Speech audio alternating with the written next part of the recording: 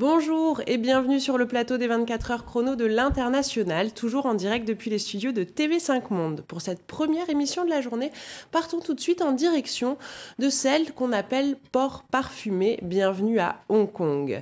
Située au sud-est de la Chine, Hong Kong est une région administrative spéciale sous souveraineté chinoise depuis sa rétrocession par les Britanniques il y a plus de 20 ans.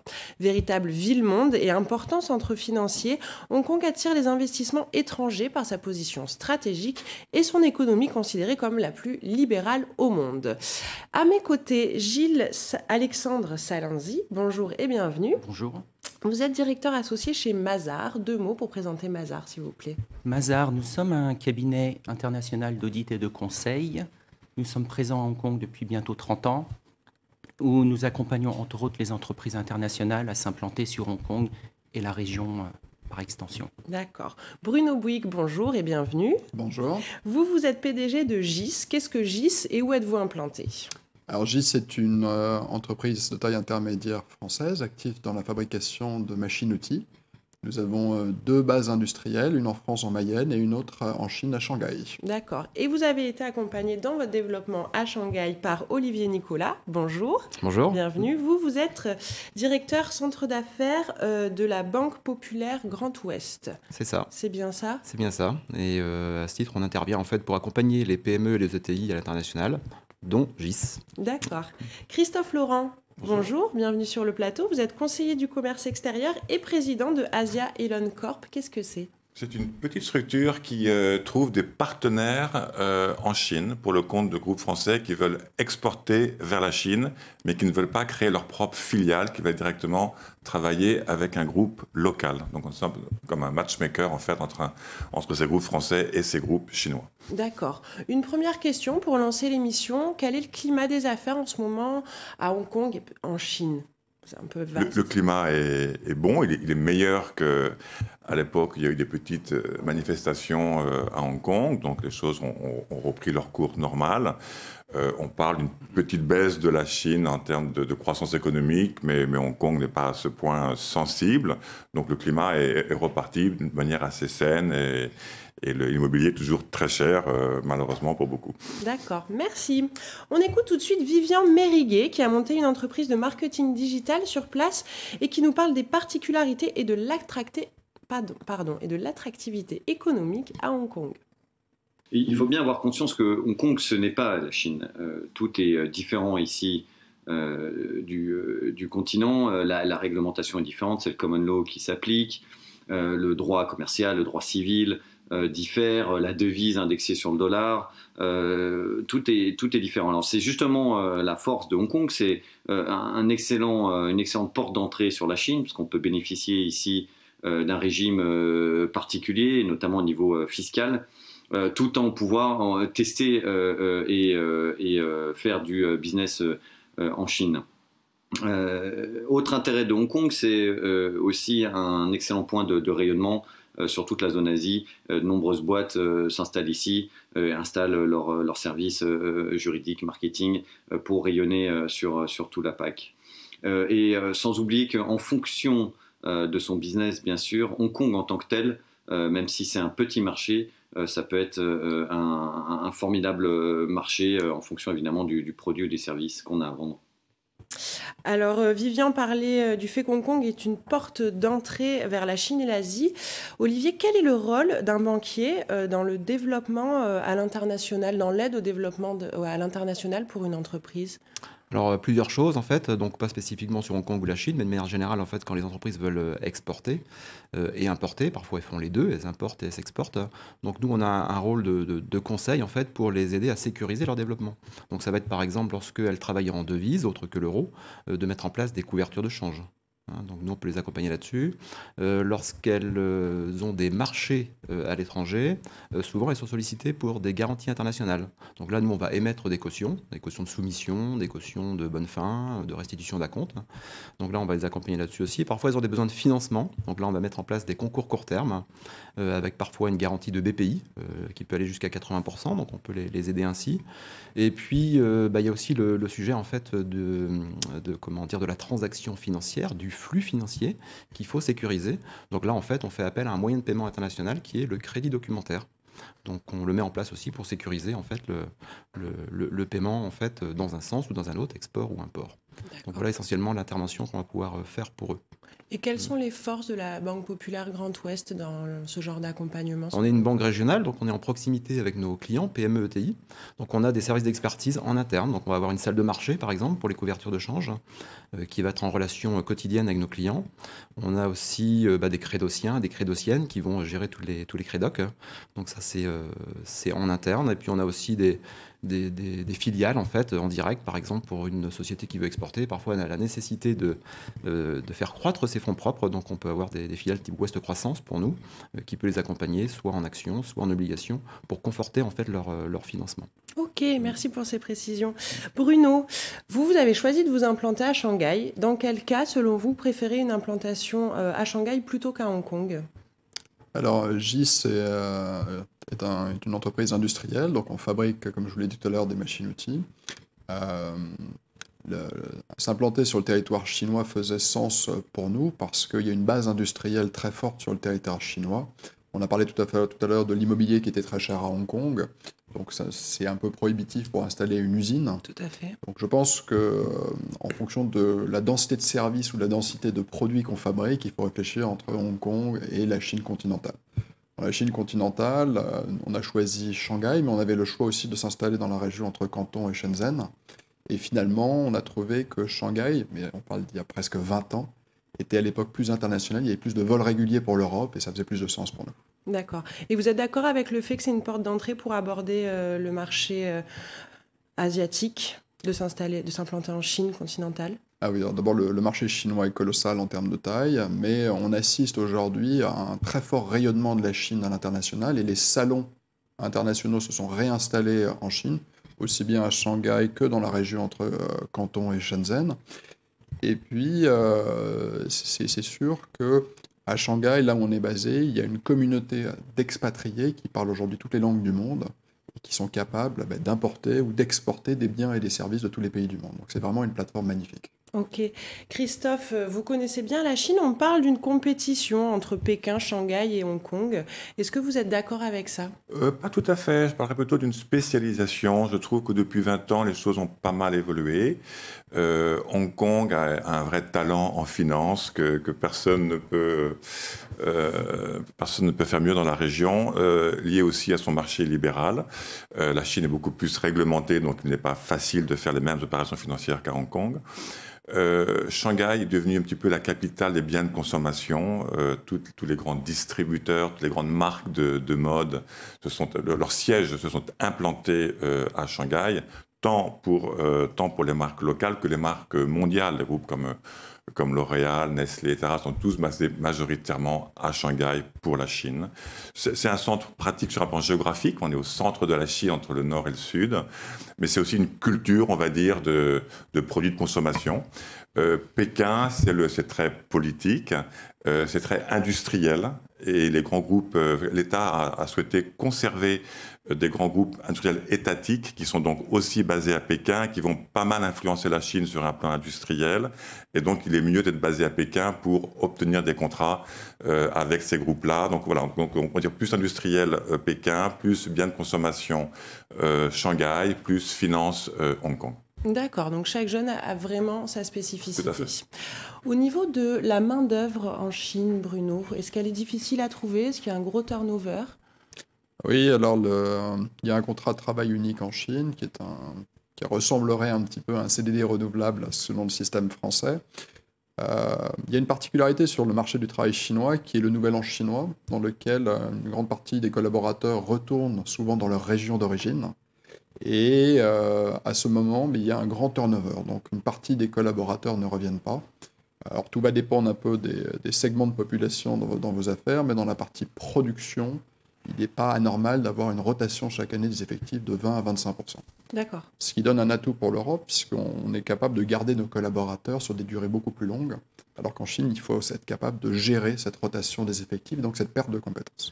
Comment vous faites du coup? Vous essayez d'investir votre main-d'œuvre, enfin vos employés, dans des projets à très long terme pour éviter ce Alors choc? oui, je pense que c'est un atout lorsqu'on a la chance d'avoir une double culture européenne et chinoise lorsqu'on est basé en Chine, parce qu'on arrive avec un projet très européen, c'est-à-dire à très long terme, dans lequel on essaye d'emmener ses collaborateurs sous une vision et en même temps, eh bien, on a ce droit du travail, cette tradition locale dans laquelle eh bien, chaque année, au Nouvel An chinois, il y a un peu la loterie de qu'est-ce qu'on va faire l'année suivante. Donc il y a un équilibre entre cette tradition locale de rotation rapide et la capacité d'un management à entraîner ses équipes sur le long terme. Donc on essaye d'avoir des règles, que ce soit aussi bien des salaires que du travail, que de l'encadrement, qui soient motivantes. Ok. Au niveau de l'embauche, Gilles Alexandre, est-ce que c'est le cas aussi à Hong Kong, ce turnover? C'est effectivement le cas. Hong Kong est relativement similaire à la Chine en ce sens où le marché du travail est très fluide. Et donc il faut intéresser le personnel à la fois en termes de salaire, en termes de travail, donc la rémunération et l'intérêt de leur travail.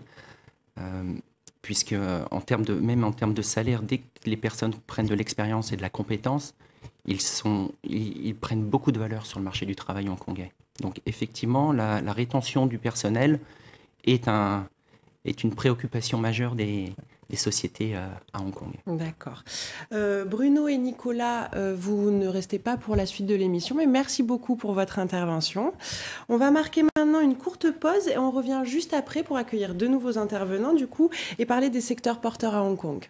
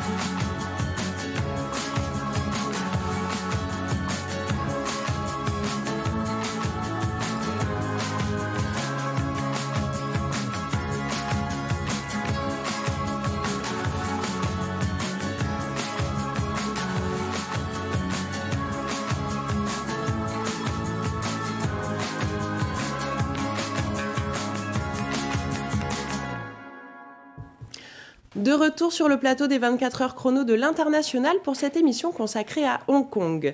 Deux intervenants nous auront joints. Laura Dagono-Londry, bonjour. Bonjour Laura. Bienvenue sur le plateau. Merci. Vous êtes fondatrice de Le Petit Croissant. Qu'est-ce donc? Alors, Le Petit Croissant, c'est une entreprise de livraison de petits déjeuners français, majoritairement en entreprise, mais finalement 7 jours sur 7, donc aussi dans les familles le week-end. D'accord, et vous êtes implanté à Hong Kong. Voilà, ça fait 2 ans que j'ai créé l'entreprise. D'accord. Vincent Demeyer, bonjour, bienvenue. Vous êtes député CEO de April International. Qu'est-ce que c'est? Alors April est un groupe d'origine française qui a été créé il y a 30 ans avec l'ambition de changer l'image de l'assurance. Et nous sommes aujourd'hui cotés en bourse, 4000 salariés dans le monde, présents dans 30 pays. Nous avons entre autres la spécialité de la santé à l'international, la protection sociale pour les expatriés. Et nous avons établi des activités sur toute l'Asie du Sud-Est et sur Hong Kong en particulier, il y a maintenant 3 ans, par le biais de l'acquisition d'une société qui était déjà présente. D'accord. On va entamer un sujet sur les secteurs porteurs et vraiment les atouts économiques de Hong Kong. Christophe, quels sont les secteurs porteurs sur place? Donc, on avait parlé de la finance, qui est le plus connu et peut-être le plus de valeur ajoutée pour Hong Kong. Le luxe est très important, puisque beaucoup de Chinois de Chine achètent le luxe durant leur venue à Hong Kong, qui est un peu moins cher que les tarifs pratiqués en Chine. Et un autre aspect, c'est tout ce qui est avocat, banque d'affaires, juridiques, comptables, car il y a des millions de sociétés qui sont inscrites à Hong Kong et qui en fait opèrent en Chine, qui profitent de la loi hongkongaise, de la loi anglaise. Donc il y a un pourcentage étonnant par rapport à un pays normal de sociétés dans ce secteur juridique, comptable, qui permet de gérer toutes ces plateformes asiatiques basées à Hong Kong. D'accord. Gilles Alexandre, qu'en est-il des marchés de niche ? Alors effectivement, lorsqu'on a un produit ou un service unique, on suscite un intérêt vis-à-vis d'une clientèle, notamment en Chine, qui reste un marché très important en termes de population. Donc effectivement, passer par Hong Kong avec ce genre de produit, comme Laura a pu en faire l'expérience, permet de proposer des solutions et de trouver une clientèle relativement importante à partir de Hong Kong. Hong Kong est aussi, à ce titre, un bon moyen de tester le marché chinois. Un marché test. Parce que si on plaît avec ses produits ou ses services, on plaît au marché hongkongais, le marché chinois va probablement suivre. Laura, sur peut-être la French Touch aussi, est-ce qu'elle est vraiment appréciée à Hong Kong ? Et est-ce que vous pouvez nous en parler ? Oui, alors moi je peux personnellement dire que j'ai bénéficié de la French Touch à Hong Kong puisque le nom de mon entreprise c'est Le Petit Croissant, qui est donc quelque chose qui résonne finalement assez bien même auprès des locaux. Ce sont des mots qui sont assez connus. Et puis j'ai pu bénéficier du fait que Hong Kong a énormément de Français. On doit être un peu plus de 35 000 Français, il me semble. Donc forcément, il y a une culture française qui s'est développée et qui est friande de petits croissants. D'accord. Vincent, pourquoi la majorité de vos clients ont-ils choisi Hong Kong ? Hong Kong, je crois que vous l'avez un peu évoqué tout à l'heure, mais c'est un sas effectivement vers la Chine. C'est un pays dans lequel il y a un certain nombre de facilités pour travailler, la convertibilité de la devise, le common law qui a été évoqué aussi tout à l'heure, la compréhension en anglais de toute cette loi. Et puis c'est un marché qui reste hyper dynamique. La croissance hongkongaise, elle est constante.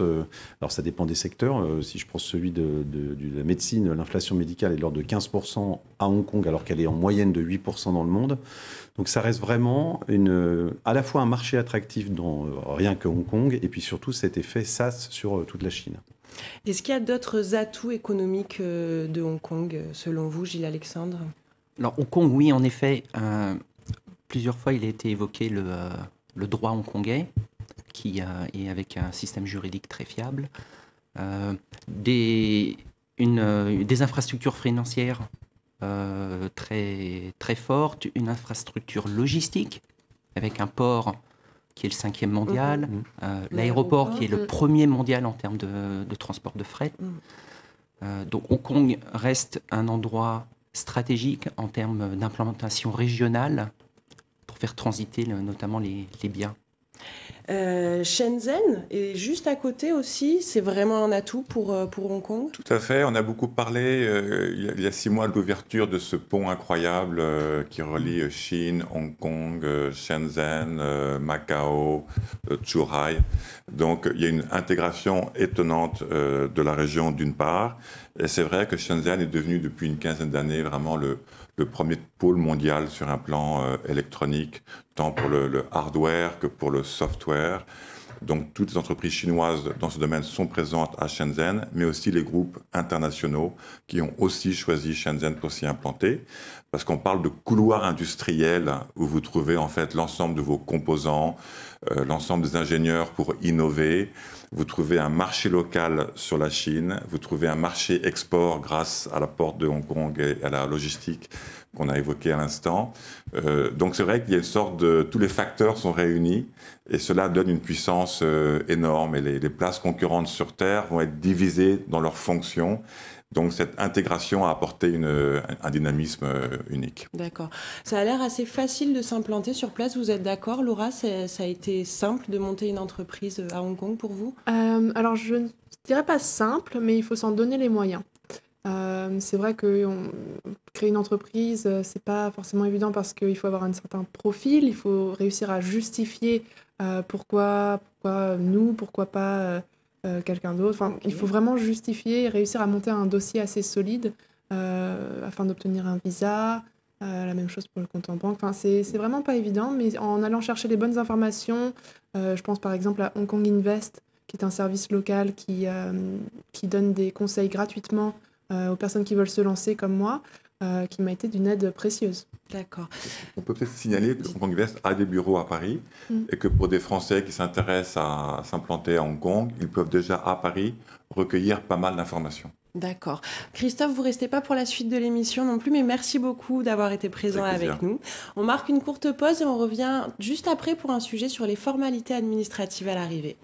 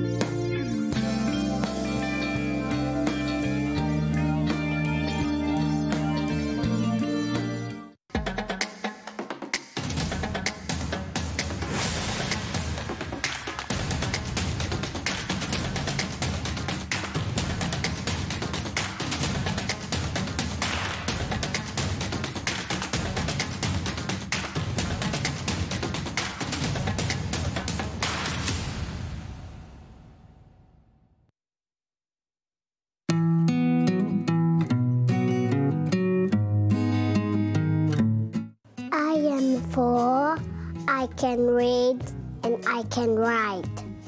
C'est 4 ans, je sais lire et je sais écrire.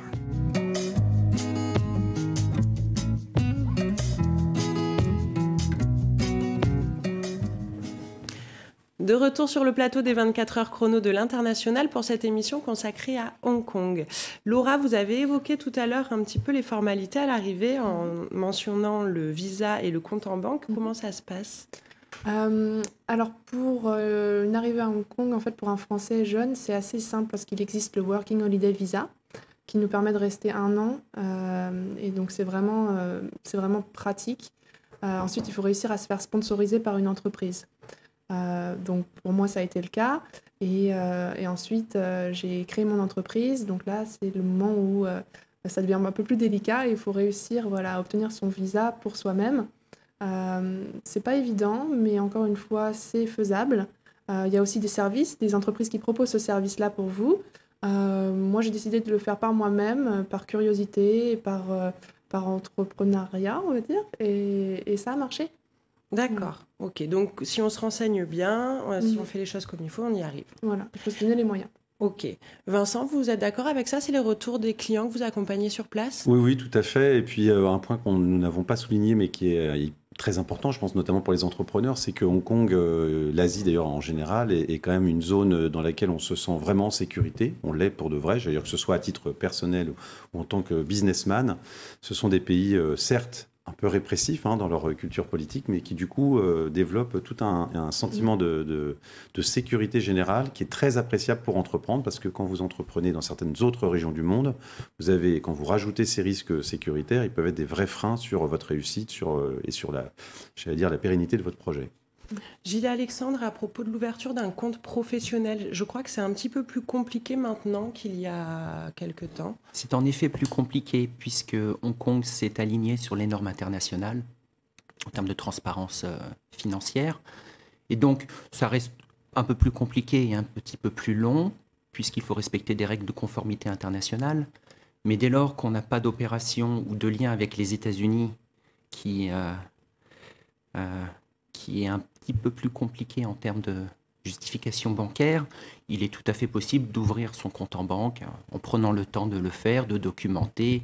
Il faut effectivement convaincre le banquier qu'il a un intérêt à travailler avec vous, puisque le coût de la conformité est assez important et que c'est une relation de service. Donc les banques n'ont pas d'obligation d'accompagner leurs clients. Il faut les convaincre que une relation avec vous sera bénéficiaires, Ouais. mutuellement profitables. C'est un autre point particulier d'ailleurs de Hong Kong. On dit souvent que c'est une ville de contraste. Et donc dans notre mental occidental, on va quelque part vers la Chine, mais en réalité, on est dans une des capitales les plus libérales du monde.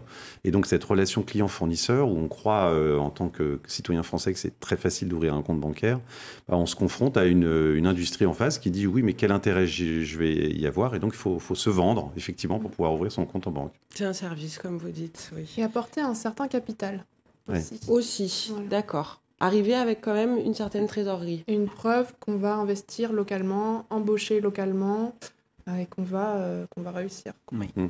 D'accord, faire ses preuves.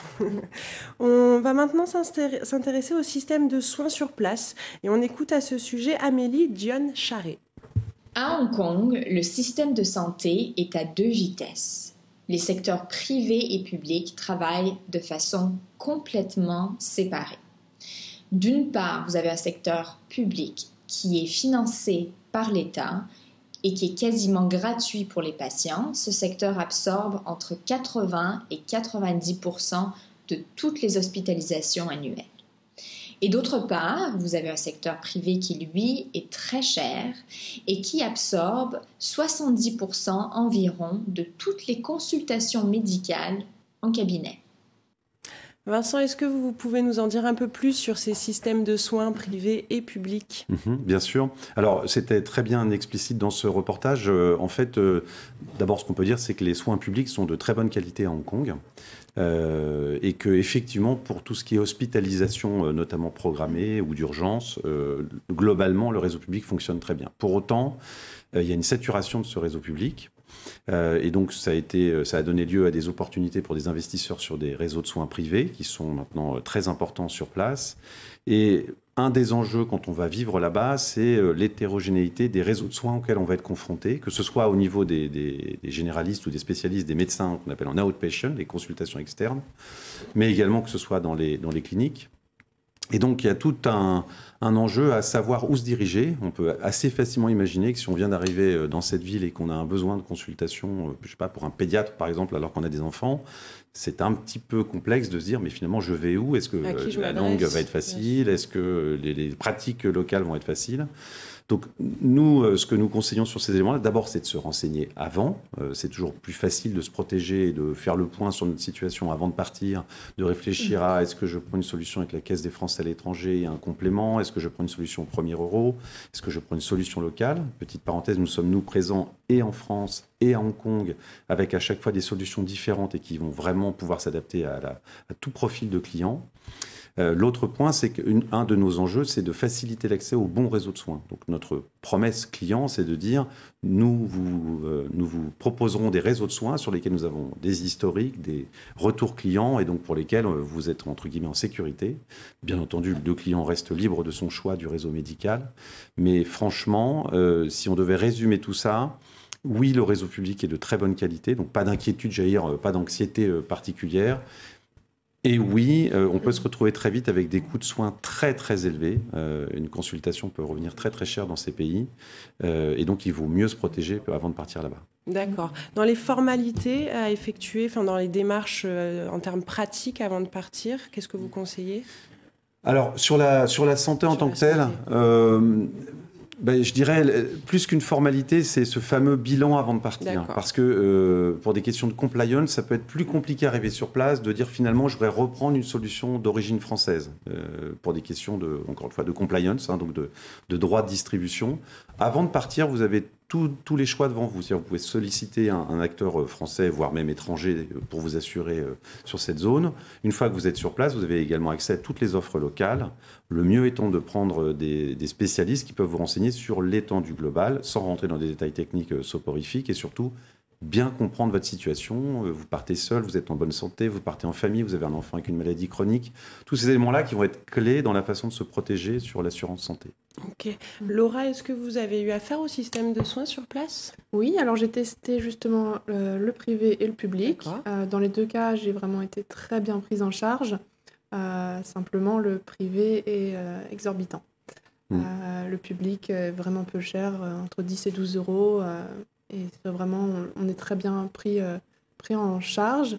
En revanche, il est vrai que j'aime bien rentrer en France et puis faire mes petits checks chez mon médecin local ici, plutôt que d'avoir cette relation avec un médecin sur place à Hong Kong.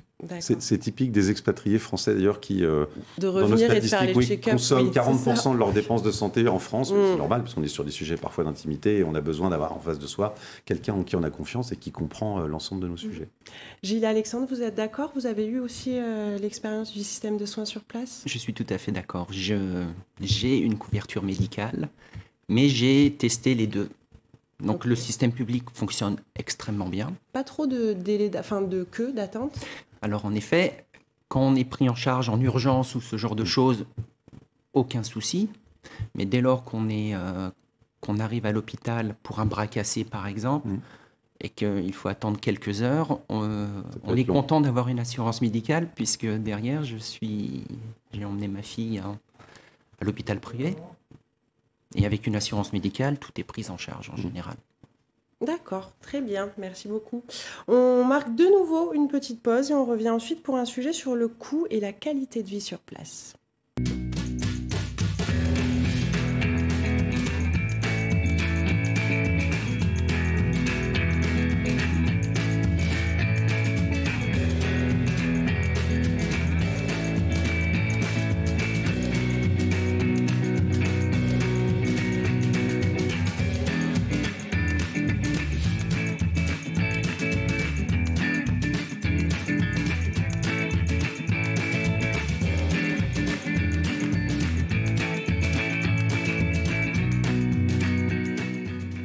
De retour sur le plateau des 24 heures chrono de l'International pour cette émission consacrée à Hong Kong. Hong Kong est arrivé en tête du classement des villes les plus chères au monde pour se loger pour les expatriés. C'est le cas, Laura? C'est vrai que c'est pas donné. Bon, il y a plusieurs options qui s'offrent à nous. Moi, je suis arrivée quand j'étais tout juste à la fin de mes études, donc j'ai pris l'option de la colocation. Je me suis dit que ça allait être un peu plus avantageux. Et puis, disons qu'après quelques années d'expérience, voilà, quand on a un travail sur place, eh bien, c'est quand même, le salaire est en fonction, donc on peut se payer un appartement ensuite. Bon, ça va rester hors de prix, mais les salaires. Quand on dit hors de prix, c'est combien déjà, ça ne va pas être très très grand. Donc, si on vise un 35 mètres carrés, on sera autour des 1200, 1600 euros entre les deux, voilà, en fonction de l'endroit. Et puis, si on a un walk-up building ou alors un étage très très haut avec une magnifique vue. Bien sûr. Donc, il y a plusieurs standards. D'accord. Et la distance au centre-ville. Gilles et Alexandre, vous vivez où à Hong Kong, vous? Alors, j'ai fait le choix de m'installer sur une île. Tout d'abord pour l'environnement, puisqu'Hong Kong offre des logements à la fois en centre-ville ou des logements plus excentrés, sur des îles, près des montagnes, avec un accès à la nature et à des pistes de marche ou ce genre de choses. Donc j'ai fait le choix d'une île qui se retrouve à une demi-heure du centre-ville. Et vous y allez comment au centre-ville? Alors oui, il faut prendre en effet un ferry pour se déplacer. On n'a pas trop le choix en la matière. Mais c'est une question d'habitude. Moi, j'ai toujours pris les transports en commun, donc une heure de transport. C'est bien desservi, que ce soit en bateau ou en transport en commun. Hong Kong a un système de transport très performant et relativement abordable. Vincent, vous n'y vivez pas, mais vous y êtes allé. Est-ce que, quand je pense à Hong Kong, ça me donne l'impression d'une mégalopole vraiment grouillante de monde? C'est le cas? Oui, alors à nouveau le contraste, vous avez le Hong Kong, la ville qui est impressionnante parce que vous n'avez que des buildings, vous voyez pratiquement pas le ciel, vous voyez pas la terre, vous voyez beaucoup de goudron, beaucoup de gens, c'est très très dense, mais Hong Kong c'est 65% de parcs nationaux, donc dès que vous sortez de la ville, c'est un bijou, c'est vraiment magnifique. Et donc c'est ce qui fait aussi, je pense, son attractivité pour les expatriés, parce que vous avez à la fois cette intensité sur la partie business qui vous rend vos journées plutôt passionnantes, notamment pour les entrepreneurs, et en même temps une qualité de vie le week-end qui est exceptionnelle, avec en plus un accès sur tellement de choses que, encore une fois, c'est presque sans limite. C'est vraiment une ville très passionnante. Il y a une chose qui à chaque fois m'étonne, moi, c'est le principe des taxis. Donc quand vous prenez les taxis, je ne sais pas si vous avez la même expérience que moi, mais alors moi, à chaque fois, ça se termine avec le taxi driver qui prend mon GPS parce qu'ils n'en ont pas. Donc c'est quand même un peu étonnant. Et évidemment, c'est un des points un peu délicats. Quand vous avez une adresse écrite en chinois, vous ne pouvez que la montrer. Souvent, le taxi driver ne comprend pas trop. Donc pour être certain, vous lancez votre GPS et ça me fait rire parce qu'à chaque fois, ils finissent avec mon téléphone dans les mains. Je me dis, c'est marrant qu'aucun d'entre eux ne veuille investir dans un GPS. Alors, je ne sais pas si c'est moi qui n'ai pas de chance ou si c'est bien la même chose pour vous, mais... Quand on connaît son adresse en ouais, cantonais, on peut dire, oui, ça aide un peu. Je suis à Hong Kong depuis 15 ans, donc j'ai tendance à bien connaître la route. À bien connaître la route, à parler un peu chinois avec le taxi ou tout simplement à marcher. Ouais. Je fais beaucoup de trajets à pied sur Hong Kong. Oui, alors ça monte énormément, donc pour ceux qui connaissent peu, ça peut être une petite surprise, hein, quand on se dit je vais le faire à pied, c'est pas tellement loin, on peut se retrouver dans certaines zones. Il faut avoir l'habitude de la température aussi. Exactement. Les choses peuvent se faire à pied ? Beaucoup de choses se font à pied sur Hong Kong Island, qui est donc l'endroit où la majorité des expatriés vont vivre. Tout se fait à pied, c'est simple. C'est vraiment une ville où c'est pas très compliqué de se déplacer et en effet les transports sont excellents. D'accord. On va parler un petit peu de l'offre culturelle sur place et on écoute tout de suite Marc Guillon qui nous explique pourquoi, selon lui, la ville attire autant de Français. Bonjour Paris. Alors on me demande souvent pourquoi il y a autant de Français à Hong Kong. C'est très difficile à dire, on pourrait passer des heures à en discuter. Je dirais 3 choses. La première, c'est que vous êtes bien accueillis. La deuxième, c'est que vous ne vous ennuyez jamais, il y a toujours quelque chose à faire à Hong Kong. La troisième, c'est un petit peu, parce que c'est le centre de l'Asie, c'est le centre du monde, du coup. Vous êtes bien accueillis parce que vous êtes bien accueillis en touriste, vous êtes bien accueillis en tant que salarié, en tant qu'entrepreneur. Tout est possible à Hong Kong et les Hongkongais adorent les Français. Il y a des restaurants français partout, il y a de tout. Mais aussi, vous ne vous ennuyez jamais ici. Il y a toujours des événements, il y a beaucoup d'événements français, il y a des soirées, il y a de tout. Et la troisième, c'est parce que Hong Kong, c'est génial, c'est le centre de l'Asie. On parle anglais, on s'installe facilement, on reste ici facilement pour le long terme. Tout est possible. Beaucoup d'écoles françaises, beaucoup d'écoles internationales, beaucoup d'écoles locales. Vous faites ce que vous voulez à Hong Kong, vous voyagez partout en Asie, Thaïlande, Vietnam, Philippines. Tout ce que vous voulez faire en Asie est possible à partir de Hong Kong.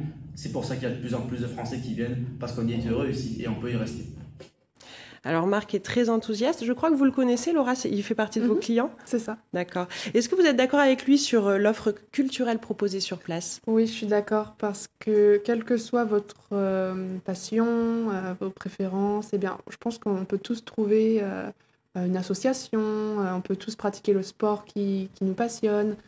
Donc culturellement, il y a aussi énormément de choses à voir. Il y a récemment l'ancienne prison qui vient d'être rénovée, qui est donc maintenant un centre culturel avec plein d'exhibitions qui sont très intéressantes et qui changent régulièrement.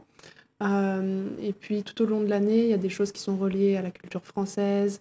Je pense notamment au French May, aussi au French Film Festival qui vient tout juste de se terminer.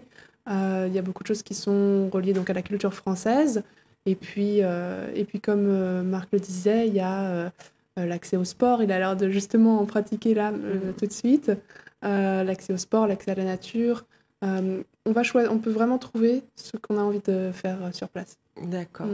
Qu'est-ce que le French May ? Laura l'a évoqué, mais c'est un festival Le French May est organisé par une association culturelle à Hong Kong depuis plus de 25 ans. Ils ont fêté leurs 25 ans il y a 2 ans, je crois. Ils organisent pendant le mois de mai un festival culturel où ils font venir des artistes de France, que ce soit... l'art français, ça peut être du cinéma, de la musique, de l'opéra, des exhibitions de peinture, des rétrospectives. Le French Gourmet, ils font venir aussi des restaurateurs ou ce genre de choses. Française sur place à travers... C'est l'événement culturel français par excellence à Hong Kong et attendu tous les ans. Le Ciné-Panorama français que mentionne Laurie est organisé par l'Alliance française.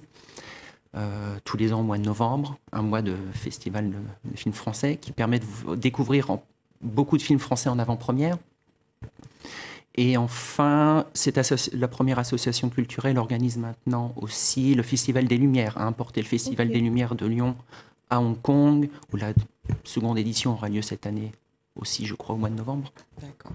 L'émission touche à sa fin. J'aimerais qu'on fasse un tour de table et que vous vous adressiez chacun aux personnes qui nous regardent. Vincent, qu'est-ce que vous dites aux Français qui veulent s'installer à Hong Kong ? Je leur dis que c'est une très belle idée, d'abord parce que je pense qu'ils sont très heureux d'aller découvrir cette zone qui est incroyablement différente de ce qu'on peut connaître dans l'Occident et en même temps très accessible parce que moderne comme on vient de la décrire.